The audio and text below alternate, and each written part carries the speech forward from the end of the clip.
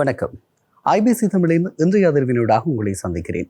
இன்று 19/5/2025 திங்கட்கிழமை.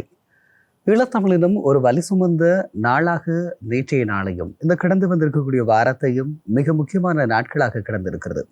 இன்றைய தினத்தை பொறுத்தவரை ஸ்ரீலங்கா தன்னுடைய யுத்த வெற்றி விழாவை கொண்டாடுகிறது.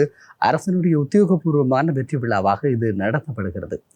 இந்த நிலையில் நேற்றைய நாளை பொறுத்தவரை ஈழத்தமிழ் மக்கள் தங்களுடைய திரட்சியான ஒரு வெளிப்பாட்டை வெளிப்படுத்தியிருந்தார்கள். 16வது முள்ளிவாய்க்கால் நிறைவேந்தல் கால பகுதியிலே அந்த மிகப்பெரிய ஒரு திரட்சி உலக நாடுகளுக்கும் சரி ஸ்ரீலங்காவினுடைய அரசுக்கும் குறிப்பாக இனப்படுகொலை இடம்பெறவில்லை, இனப்படுகொலைக்கு ஆதாரம் இல்லை என்று குறிப்பிட்ட ஸ்ரீலங்காவினுடைய அரசுக்கு தெளிவான ஒரு செய்தியை சொல்லுவதாக இவர்களுடைய இந்த நகர்வு இருந்து கொண்டிருக்கிறது என்று கூட சொல்லிக் கொள்ளலாம்.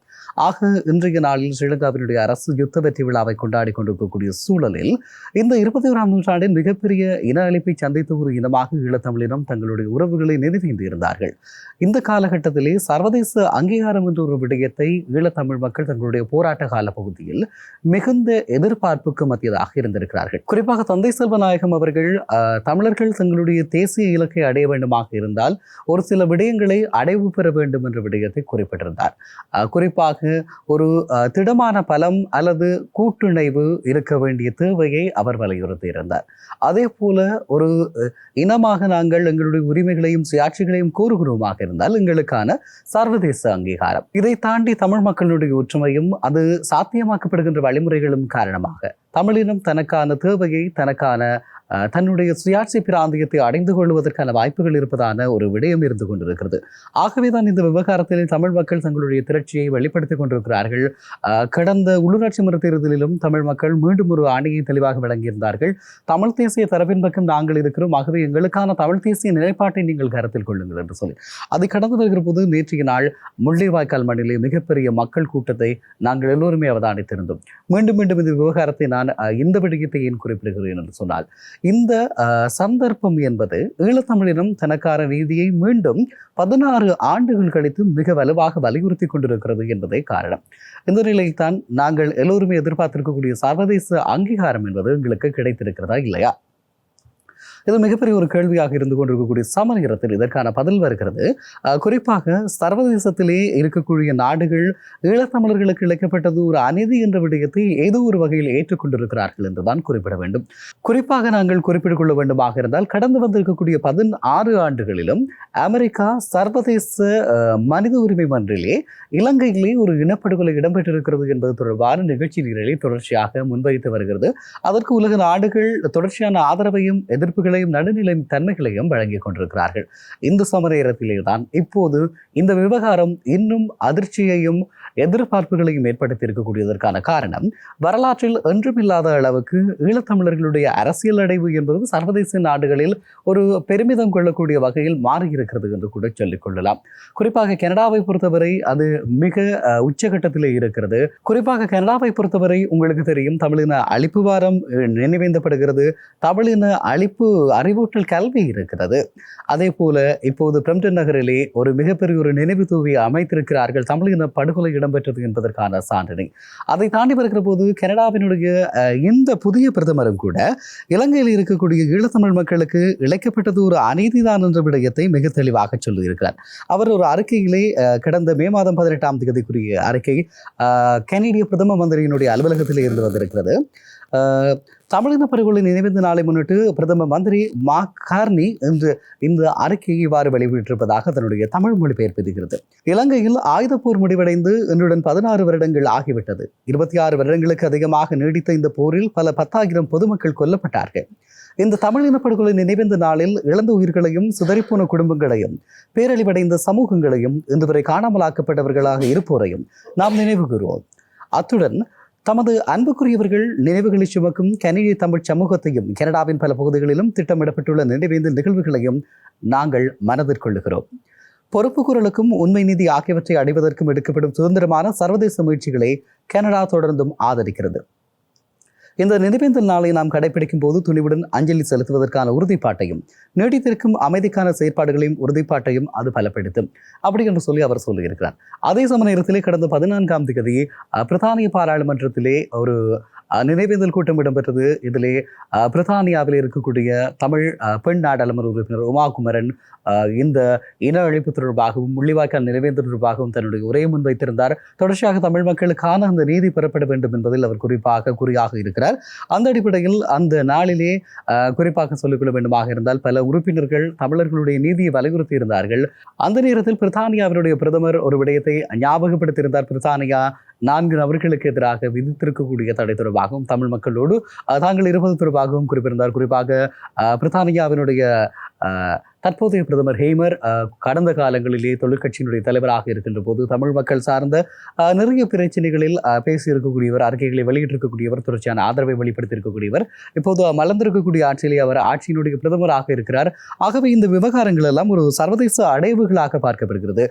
கனடாவிலே 2 நாடாளுமன்ற உறுப்பினர்கள் தமிழ் நாடாளுமன்ற உறுப்பினர்கள், பிரித்தானியாவிலே ஒரு தமிழ் நாடாளுமன்ற உறுப்பினர், ஆஸ்திரேலியாவிலே ஒரு தமிழ் நாடாளுமன்ற உறுப்பினர் என்பது உலகத்தினுடைய பரந்தப்பட்ட நாடுகளில் தமிழர்கள் தங்களுடைய அரசியலை மிக காத்திரமாக முன்னெடுக்கிறார்கள் என்பதற்கும் தங்களுடைய அங்கீகாரத்தை நோக்கி பயணிக்கிறார்கள் என்பதற்கும் மிக குறியாக இருக்கிறது. அதே சமய நேரத்தில் குறிப்பாக இந்த மனித உரிமை ஆணையகத்திலே அந்த மன்றிலே இலங்கைக்கு எதிராக அமெரிக்கா தொடர்ந்தும் கோரி வரக்கூடிய அந்த இனப்படுகொலை தொடர்பான நீதிக்கான விடயங்களையும் நாங்கள் இந்த நேரத்தில் சொல்லிக் கொள்ளலாம். இந்த நிலையில் அமெரிக்காவினுடைய செனட்டர் கூட ஒரு விடயத்தை சொல்லியிருக்கிறார். தமிழ் மக்கள் அவர்கள் விரும்புகின்ற சுயாட்சி பிராந்தியத்தை சுயாட்சியை அடைய வேண்டிய தேவையை அவர் வலியுறுத்தி இருக்கிறார். இந்த விடயத்தையும் நான் உங்களோடு பகிர்ந்து கொள்கிறேன். ஆகவேதான் இந்த விவகாரத்தில் நாங்கள் சில விடயங்களை உற்று நோக்க வேண்டிய தேவை இருக்கிறது. தமிழ் மக்கள் தங்களுடைய சுயநிர்ணய உரிமையை தொடர்ச்சியாக கோரி வருகிறார்கள். அதற்கான ஆணையை 1977 ஆண்டில் இருந்து அவர்கள் வெளிப்படுத்தி வருகிறார்கள். தொடர்ந்தும் தமிழ் மக்கள் தங்களுடைய போராட்டத்தை அவர்கள் வெளிப்படுத்துகிறார்கள்.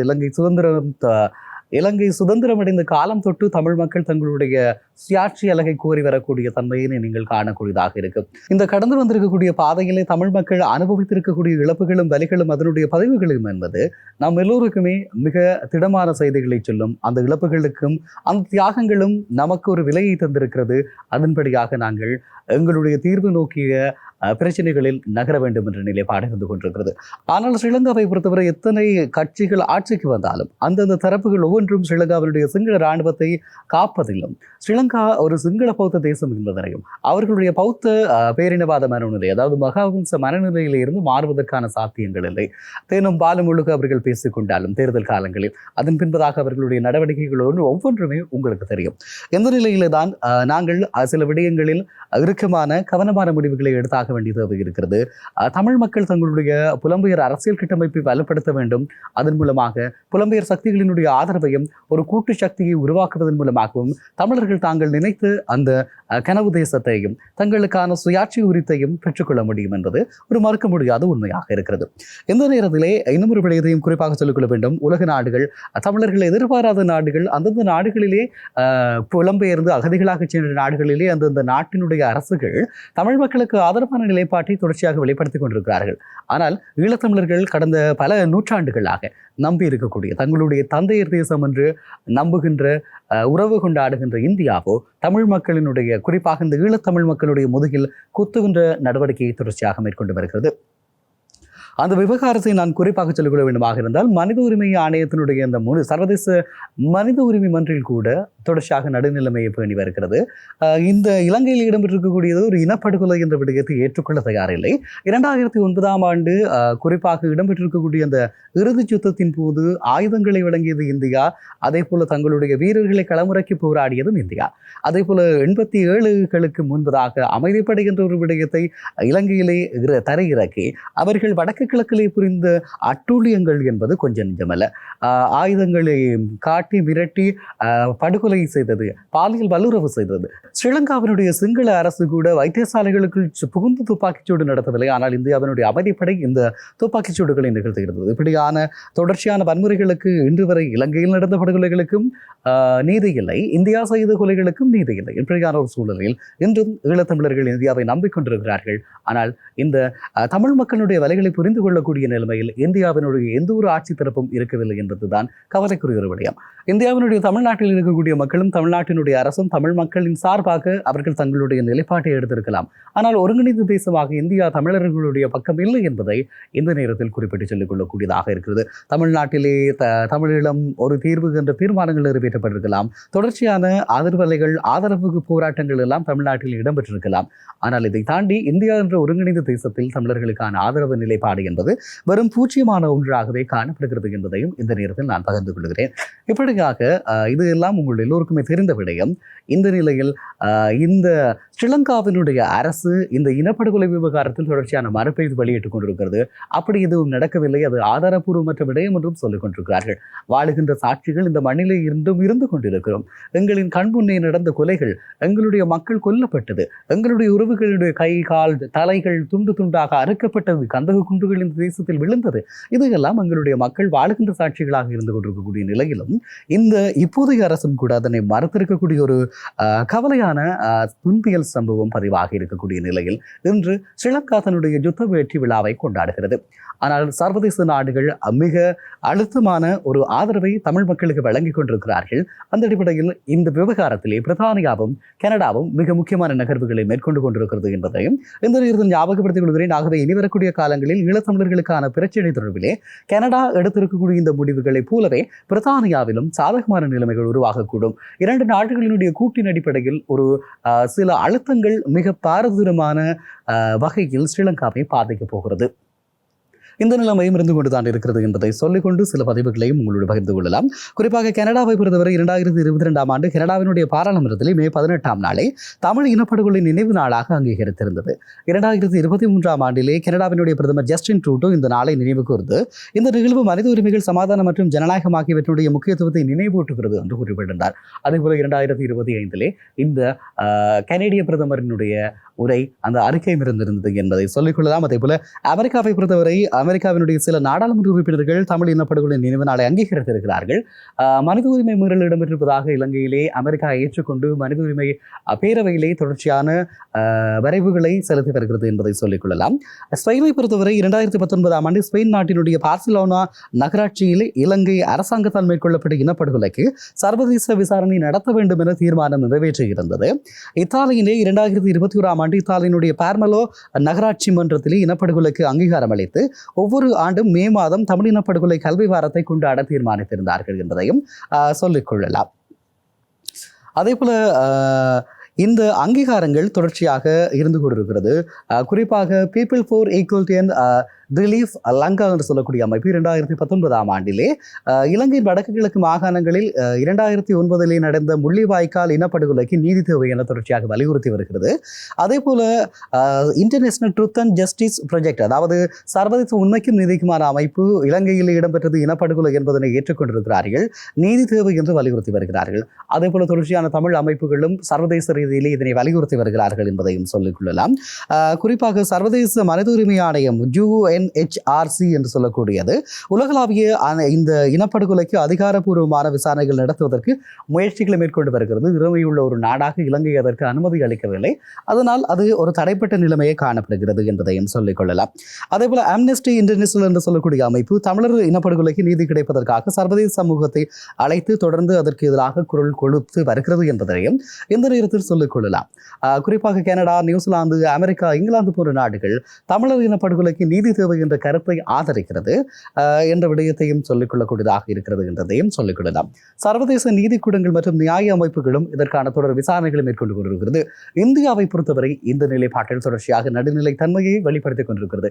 என்னிடம் இருக்கக்கூடிய ஒரே ஒரு கேள்வி, நடுநிலை என்பது என்ன? நடப்பது யுத்தம், தர்ம யுத்தமாக இருக்கலாம், அதர்ம யுத்தமாக இருக்கலாம். அந்த யுத்தத்திலே ஒன்று தர்மத்தினுடைய பக்கம் நிற்க வேண்டும், அல்லது அதர்மத்தினுடைய பக்கம் நிற்க வேண்டும். இந்த நடுநிலை வகிக்கின்றது என்பது எவ்வளவு கேவலமான மனநிலை என்ற கேள்வி இருந்து கொண்டுதான் இருக்கிறது. இதற்கான பதில் யாரிடம் இருக்கிறது என்பதுதான் தெரியவில்லை.